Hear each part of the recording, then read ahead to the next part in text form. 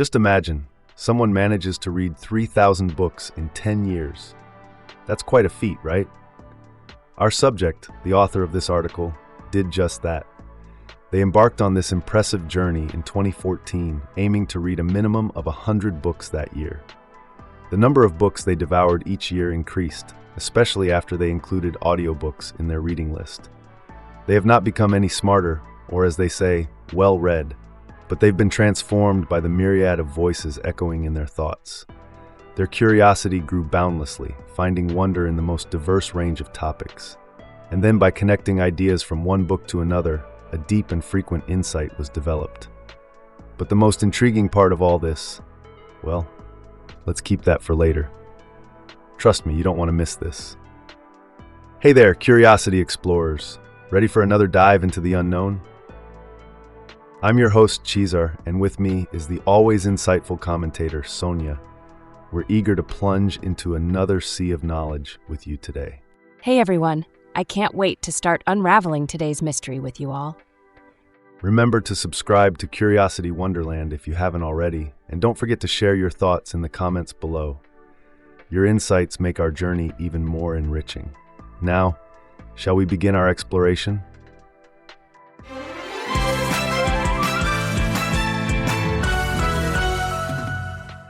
So let's jump straight into it.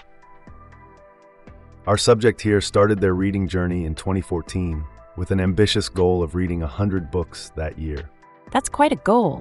100 books in a year is no small feat. Absolutely. And the most fascinating part is that they kept increasing the number of books they read each year. The biggest jump was in 2015 when they started including audiobooks as well. Ah, the power of audiobooks. They can be consumed anytime, anywhere, making it easier to get through more books. Spot on.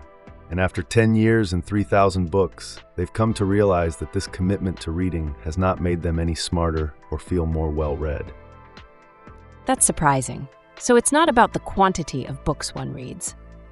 Precisely. It's more about the impact it has on you emotionally, spiritually, and practically. It's about how these voices have integrated into your thought life. I see. So it's more about the change it brings about in you rather than just the knowledge it gives you. Yes, and furthermore, they've found that they've become more curious. You see, curiosity is like a virtuous circle.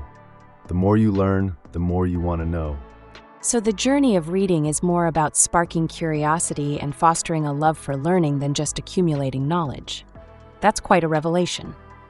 On this reading journey, our subject found a newfound curiosity about everything. Reading at such a pace has led them to topics both esoteric and sweeping. That's interesting. So all these books have made them interested in almost any topic. Exactly. And this curiosity has had a profound effect on their relationships. They find themselves more fascinated by people and their stories. That's quite deep. It makes sense, though. Every person has a unique story to tell. Yes, and they have learned to listen to people with genuine curiosity, not for a reason, but because people are inherently fascinating. It's like every person is a book themselves, waiting to be read. Indeed, and just like books, every person has something to give, if only from their point of view. So in a sense, this reading journey has taught them more about empathy and understanding as well. Correct. And they've also experienced deeper and more frequent insights. It's like how an expert sees things with a trained eye. The more we read, the more we're able to understand and perceive. It's like the books have sharpened their senses, enabling them to perceive things at a deeper level. Absolutely. And these insights often come when we encounter something that truly means something to us. It's a testament to the transformative power of reading. Our subject also mentions that they've become a treasure hunter of sorts, always looking for killer ideas and metaphors that open up their world. That's a wonderful way to view reading, and I can definitely see how that makes them deeper. Having a vast catalog of anecdotes and life stories at their disposal. Exactly. And interestingly enough, they've even found themselves quietly equipped for unfamiliar situations, thanks to the experiences and discoveries of others. Speaking of which, I remember recently when I found myself in a situation that I had never been in before. Oh, what happened? I had to mediate a conflict at a community event. I had never done anything like that before, but I had read multiple books about conflict resolution and leadership. Those books gave me valuable insights that helped me navigate the situation effectively. That's a great example. Coincidentally, I had a similar experience recently. I was asked to give a speech at a charity event.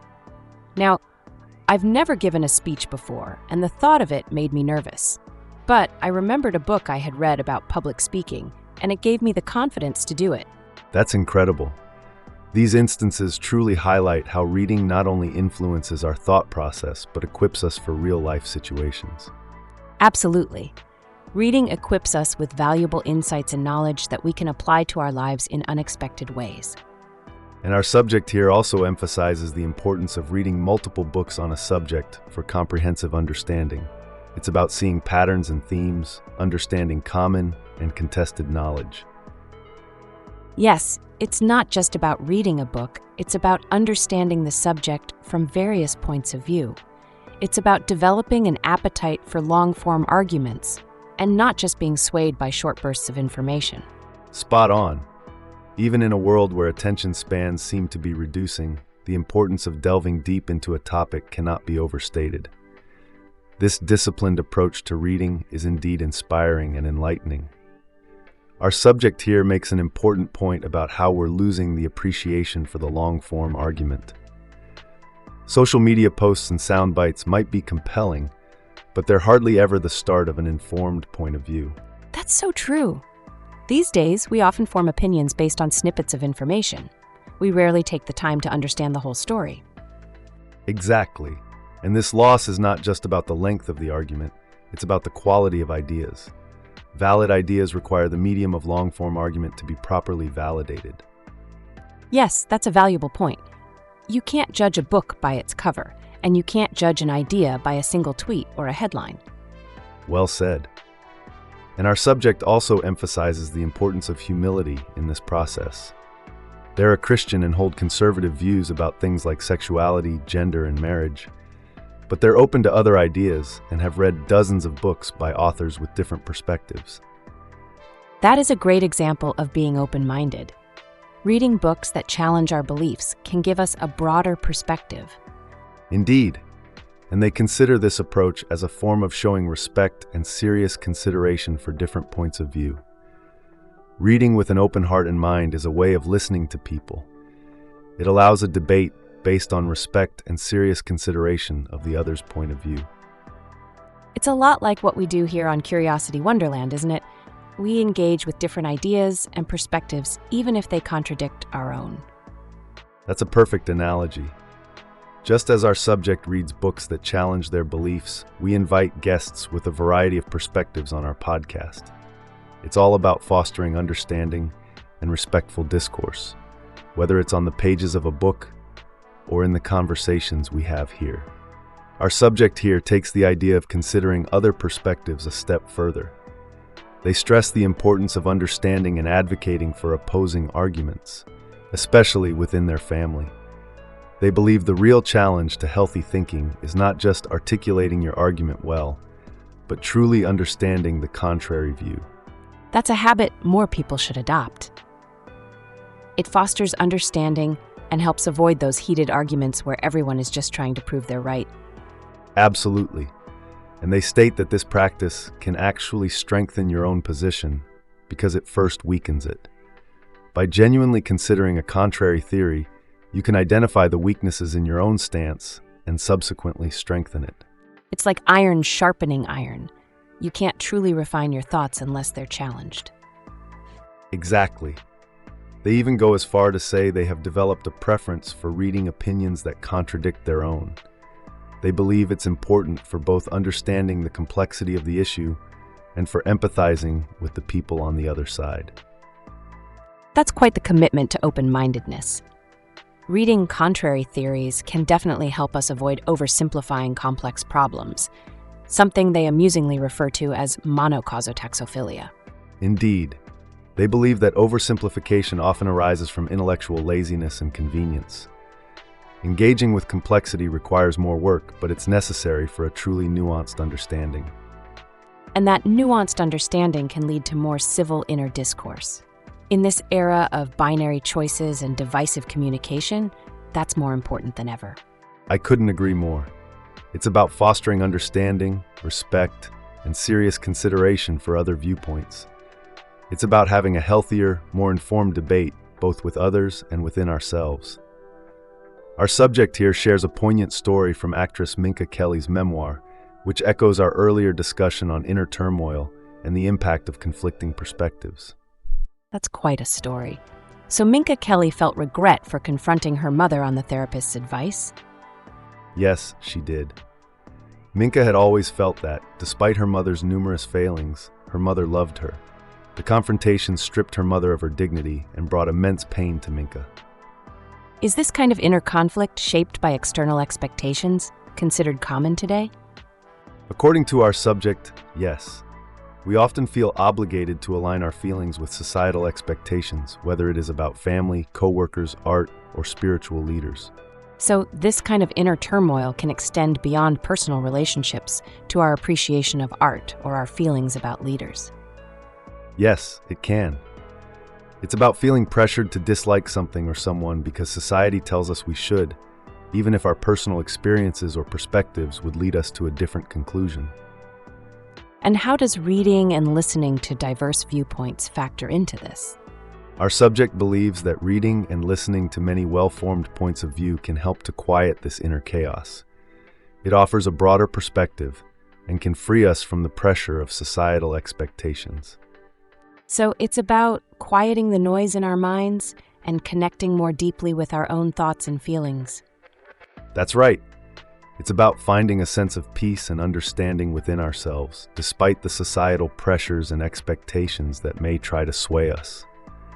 Our writer presents an intriguing concept here.